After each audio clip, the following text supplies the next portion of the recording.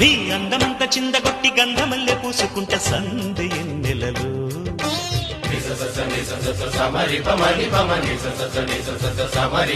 నీ నవ్వులన్నీ పువ్వులెత్తి నచ్చినట్టు వెచ్చగుంట చిమ్మ చీకటిలో